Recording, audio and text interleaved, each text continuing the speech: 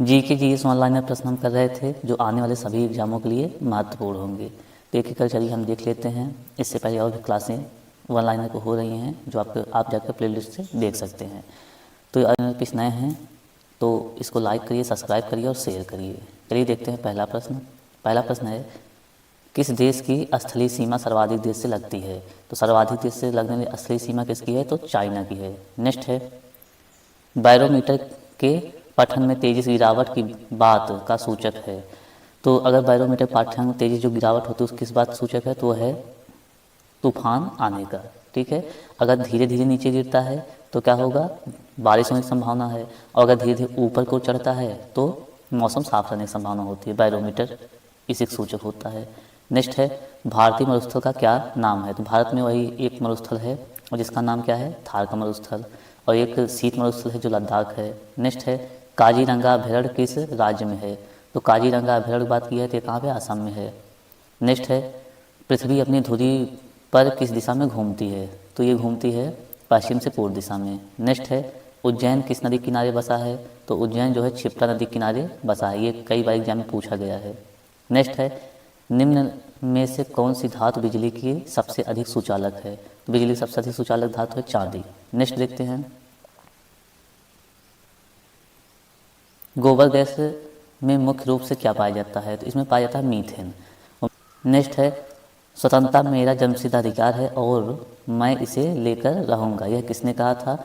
तो कहे थे लोकमान्य तिलक ने। नेक्स्ट है, राज्यसभा के सदस्यों का चुनाव कितनी अवधि के लिए किया जाता है? तो उनकी अवधि के लिए होता है 6 वर्ष की अवधि के लिए। नेक्स्ट है, हिंदी भाषा की लिपि कौन सी है? तो ये देवनागरी लिपि है। अगला है, हमारी आकाशगंगा का नाम क्या है? तो हमारी आकाशगंगा का नाम है दुग्ध मेखला या मिल्की वे कहते हैं। नेक्स्ट है, हिंदी भाषा का पहला समाचार पत्र कौन था? तो ये उद्दंड मार्तंड था। अगला देखते हैं, तुलसीदास कृत रामचरितमानस हिंदी भाषा की किस बोली में लिखी गई है? तो रामचरितमानस ये जो है अवधी बोली में लिखी गई है। नेक्स्ट है, हरियाणा के राज्य कवि कौन कहलाते हैं? तो हरियाणा के जो राज्य कवि उदयभान हंस कहलाते हैं। नेक्स्ट है, आधुनिक ओलंपिक खेलों की शुरुआत कब और कहाँ से हुई थी? तो हुई थी एथेंस जो यूनान में है, 1896 में हुई थी। नेक्स्ट है, भारत ने किस खेल में ओलंपिक में 8 बार स्वर्ण पदक जीता? तो है हॉकी में जीता था। नेक्स्ट प्रश्न देखते हैं, भारत ने आखिरी बार हॉकी में स्वर्ण पदक कहाँ और कब जीता? तो 1980 में मॉस्को में। नेक्स्ट है, ओलंपिक खेलों का आयोजन कितने वर्ष बाद होता है? तो प्रति 4 वर्ष बाद। अगला है, अंतर्राष्ट्रीय ओलंपिक समिति मुख्यालय कहाँ स्थित है? तो है लुसाने स्विट्जरलैंड में।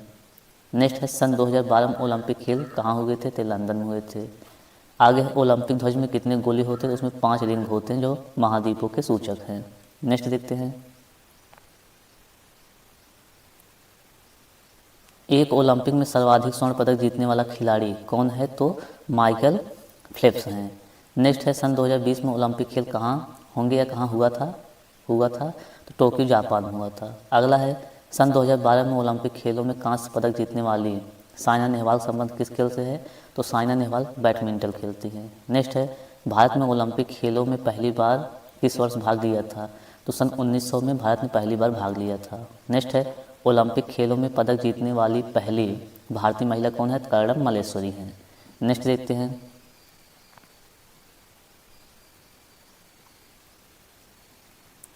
बैक टू द वेद्स वेदों को लौटो। तो बैक टू द वेद्स या वेदों को लौटो नारा किसने दिया था?